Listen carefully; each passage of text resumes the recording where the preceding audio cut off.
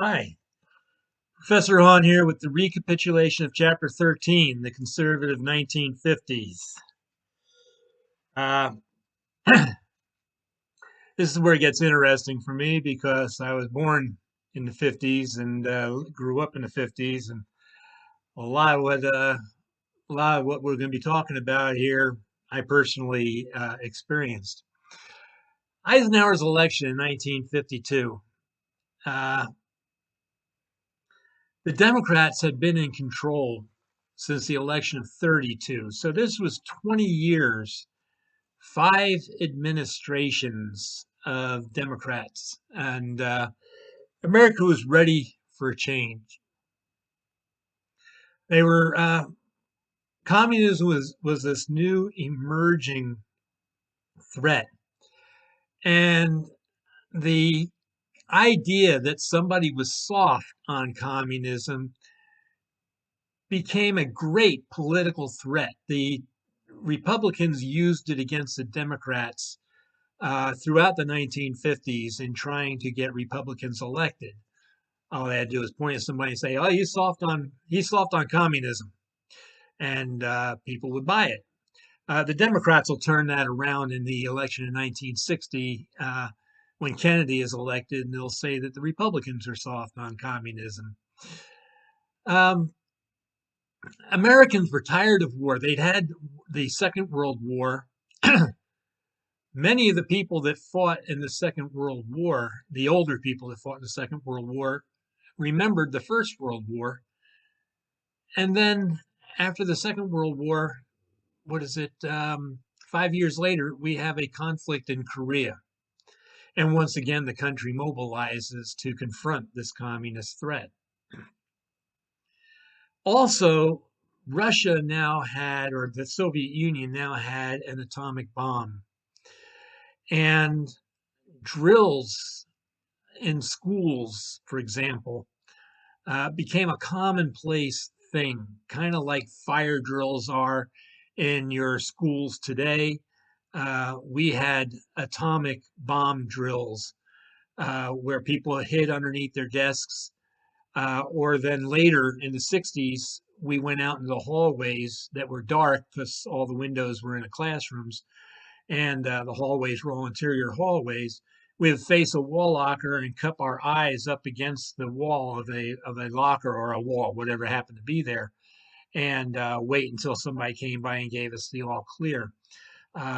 Somebody realized after they got everybody used to climbing underneath desks that all those windows, if there was a nearby explosion, would implode and shower everybody with flying shards of glass like a million little knives.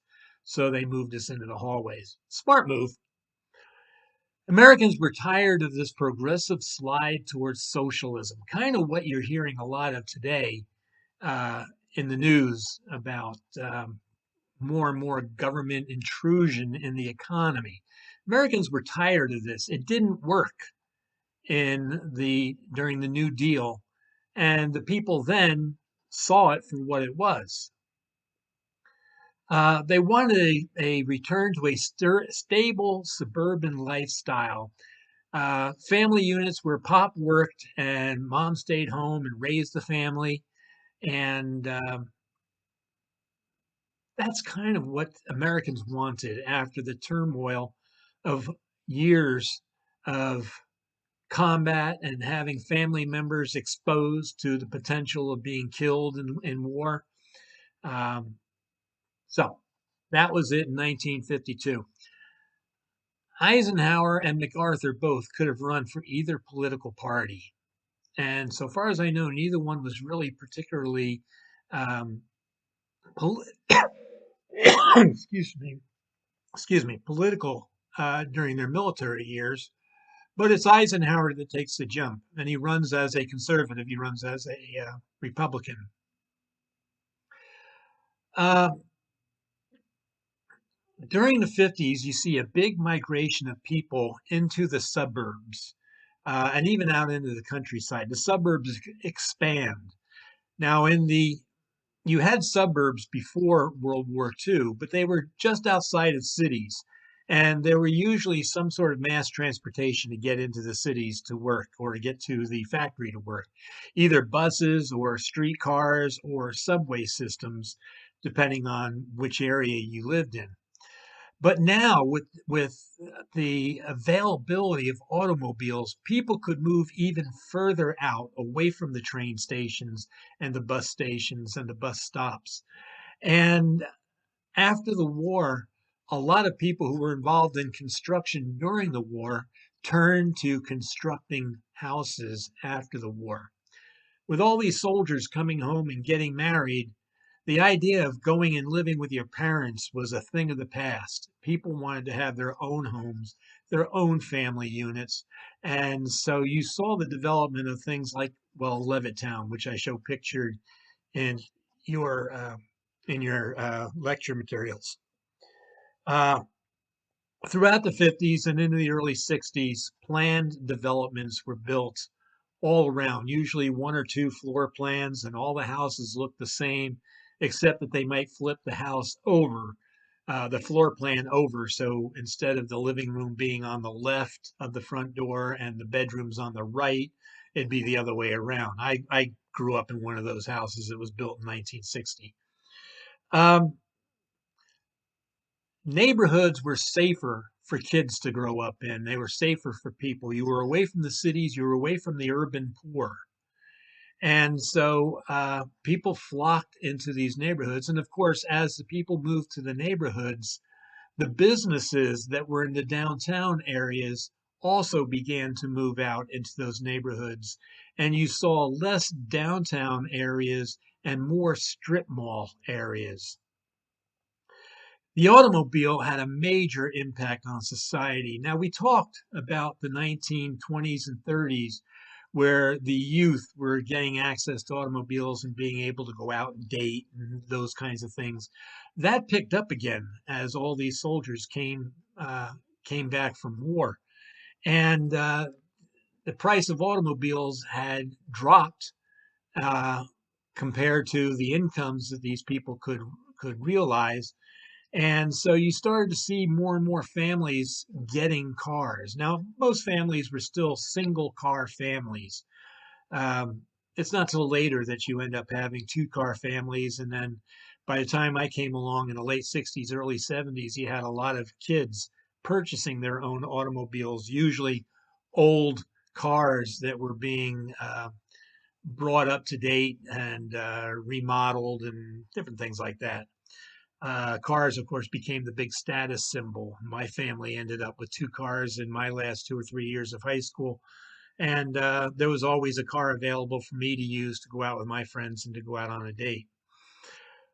The changes in American spending habits, the credit card is introduced.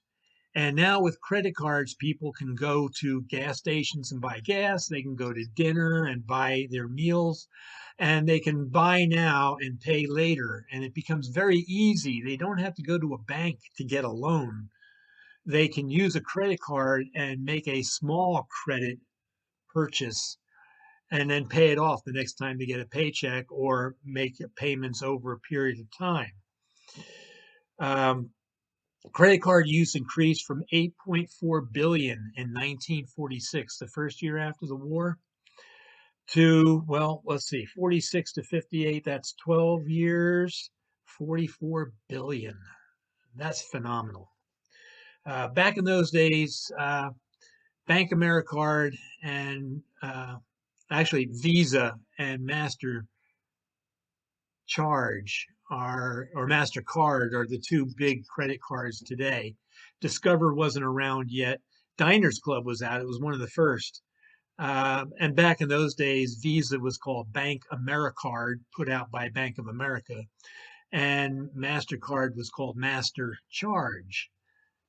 They rebranded their logos in the 70s sometime.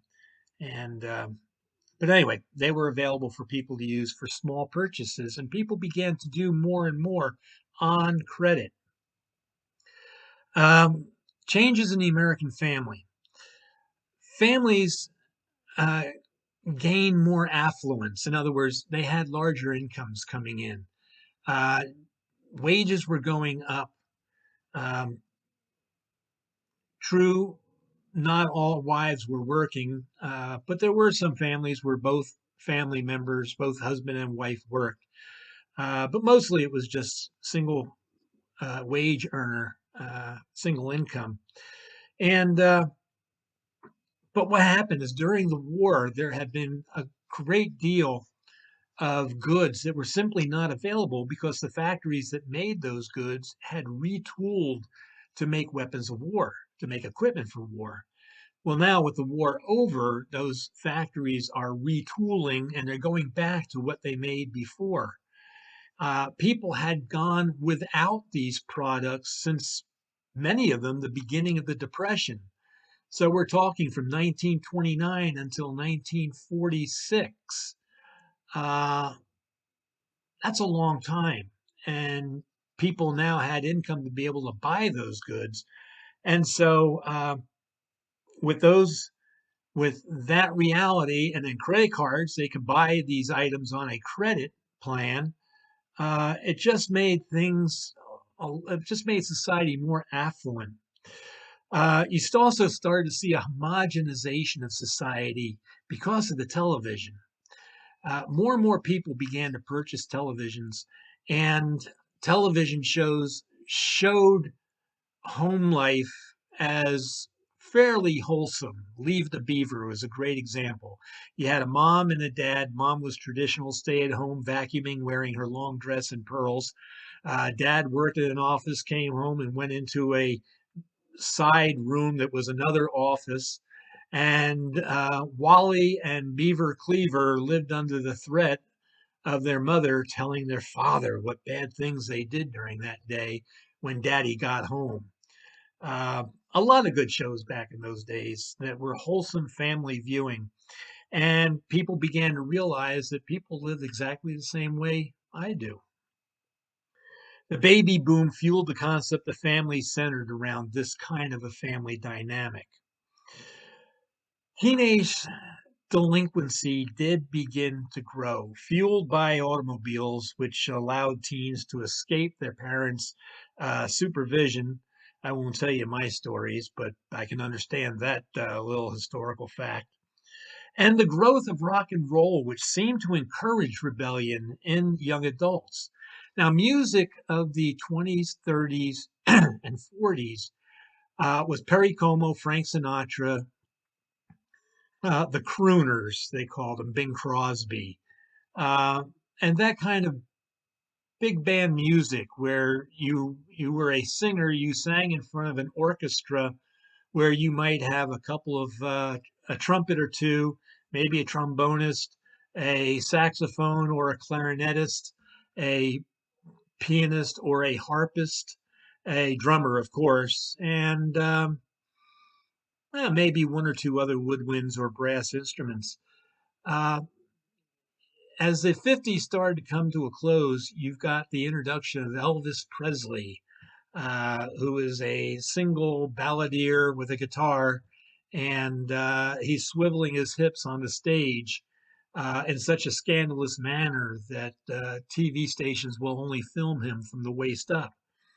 Um, and the music they're playing is more geared towards the younger generation. It's not the syrupy crooning music of Crosby and Sinatra. The Republicans gained control in 1952 primarily.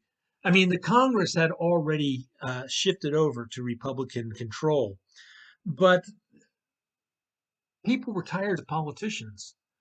And here comes General Eisenhower, who is not a politician, and he seems like an honest guy. He's an amiable guy you would live next door to, and he's a successful American military general. And he's out of the military. Uh, he's available. Uh, the Republicans added Nixon to that ticket primarily because Nixon had earned some chops, some credibility as being strong on communism because he went after Alger Hiss and during the Red Scare. So this this presidential team is seen as being very hard on communism and a new direction for the American political landscape. Adlai Stevenson ran against Eisenhower in 52 and in 56, was defeated both times. He was seen as a continuation of the old Truman and Roosevelt. Um, Also in 52, remember, the U.S. is involved in a conflict in Korea. And that conflict went on, it was hot from 50 to 53. It's only the death of Joseph Stalin that the North Koreans realized we better sue for peace while we can. And so the conflict came to a not a conclusion because technically we are still at war with Korea, but at least tensions cooled off to where there was no open combat. The Korean War had helped balloon the uh, the national defense budget. We had to spend a lot of money to bring a lot of people on active duty and send them across to Korea to fight. Had to equip them, had to train them, and this was a major expense that everybody was tired of paying for after World War II. But also, what happened was in the early 50s, Truman started, and then Eisenhower continued the process of deploying about 300,000 men to Europe to form a hopefully impenetrable wall against Soviet aggression.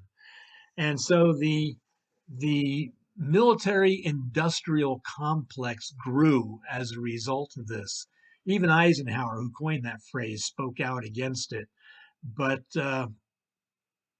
this is the way that the Americas would spend money for the next, oh, till 1975 at the conclusion of the Vietnam War, when Jimmy Carter uh, once again, demobilized the military and started bringing troops home and shrinking the size of the military.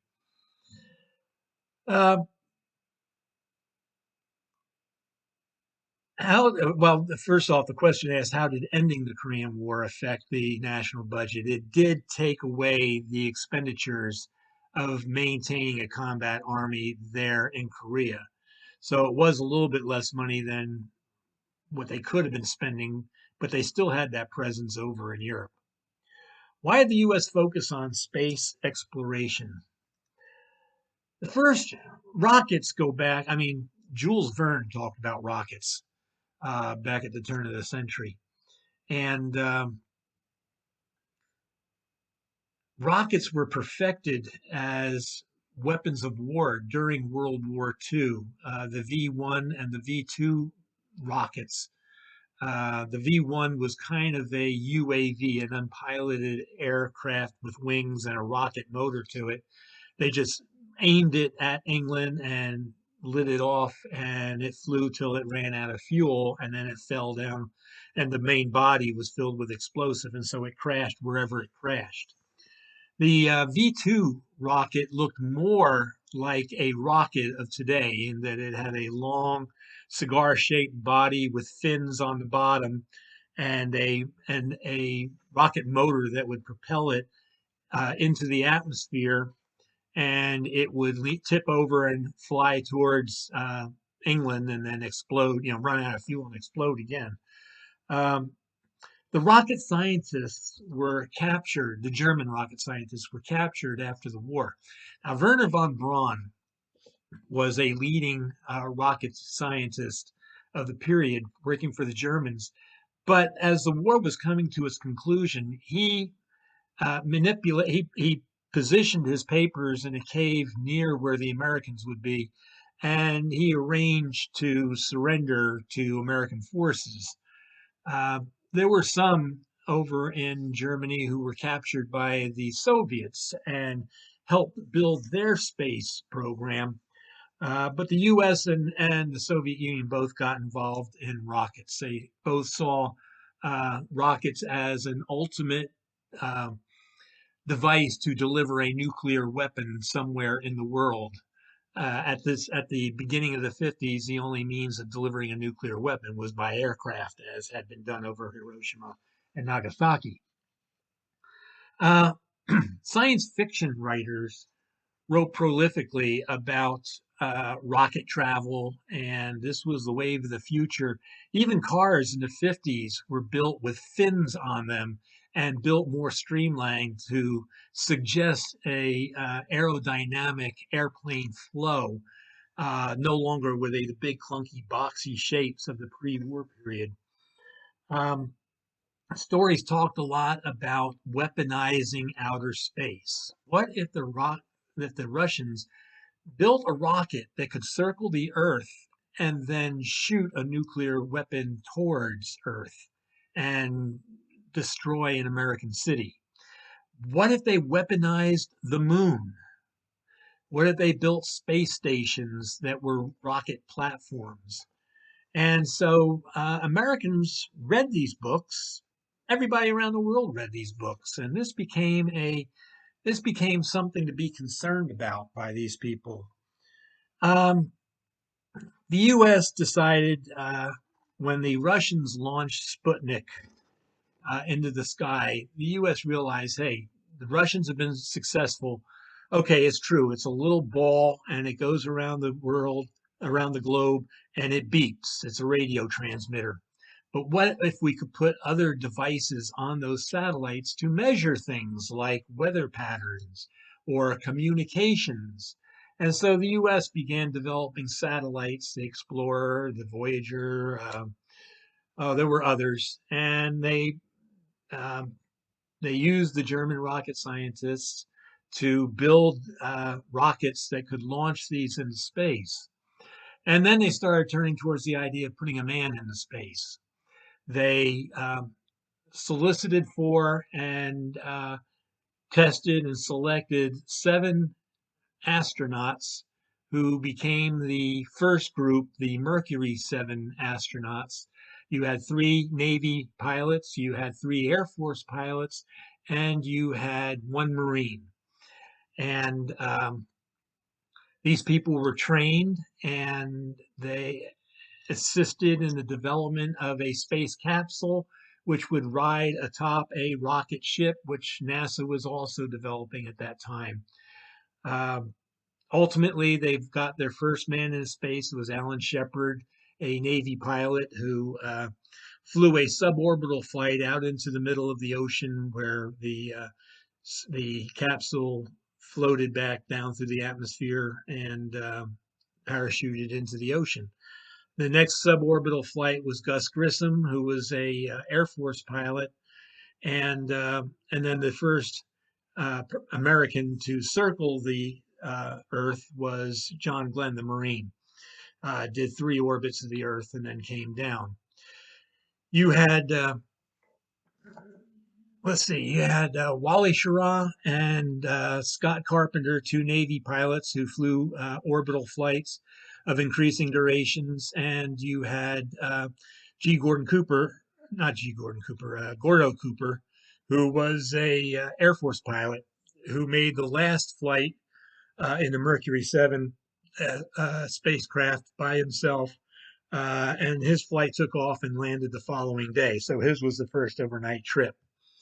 Deke Slayton, the 7th astronaut, an Air Force astronaut, developed a heart murmur, an arrhythmia, and he was grounded. He stayed in the space program as an administrator, and later in, I believe it was the Apollo Soyuz missions, where we sent an Apollo capsule into space, and it linked with a Soviet Soyuz spacecraft during a period when the U.S. and the Soviets were getting along in space, and he finally got his chance to go flying in that case. So he did. All 7 of those astronauts ultimately did get into space. Um, Civil rights challenges in the 50s. Now, we had black troops in the war. We had black units in the Second World War. They were led by black officers. It wasn't like the Spanish American War and before the Plains Indians Wars, where black troops were led by white officers. In the Second World War, they had their own officers, but they still functioned in segregated units. Even the Marines had segregated units. The only service I know that had blacks interspersed with whites was the Navy, and I'm not sure how extensive that was. I haven't really researched it. I don't believe it was that extensive. But having fought in conflict, having supported their country, blacks were increasingly more and more militant against this continued racial bias. And you had three big events that occurred in the 1950s. The first is that I'm mentioning is Brown versus Board of Education.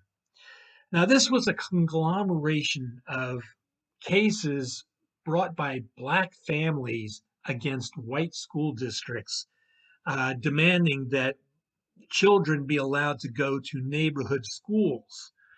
Black children living in a neighborhood that had a school that was white were not permitted to send their children to that school. They had to bus their children to a school across town that was black. And so several families filed suits, and ultimately these suits were combined into one court case. And one of the families, the Brown family's name was attached to it. And it went before the Supreme Court. The NAACP lawyer who represented Brown and the others et al. Was Thurgood Marshall, who later, you will see later in this course this coming week, is selected to become a justice on the Supreme Court, and became probably one of the most prominent modern day black leaders after Martin Luther King. Marshall argued that separate but equal is inherently unequal. Now, separate but equal, as you will remember, was the decision of the Supreme Court in Plessy versus Ferguson back in 1896. And so long as there were facilities for blacks, then that was okay. It didn't matter that the facility could be a rumbled, tumbled down old building, and that the chalkboard might be broken and there's no chalk for the board, and the books were 20 years old, books that were, dog-eared and dirty and pages torn from years of use by white kids. That didn't matter. So long as the black community had access to something, that was okay. Separate but equal. And it was inherently unequal. The school buildings that the black children attended were older buildings. The newer buildings being used by children were sometimes climate controlled, but in any case, more modern. The desks were new, the buildings were cleaner, better maintained. And Thurgood Marshall argued successfully that having any child live in the horrific conditions that were existent in the black community, at least as far as the schools go, was not fair to that child. It was setting that child up for failure. And he was able to win his case, and they began integrating the schools. The Montgomery bus boycott. Now, this rises up when Rosa Parks, a black lady, is riding a bus in Montgomery, Alabama. Now, the rule on the bus company, and they've got little signs on the bus that say so, blacks ride in the front, and blacks must give up a seat if the bus fills and a white person comes on and there's no seats. Then the black person must get up and give their seat to the white person.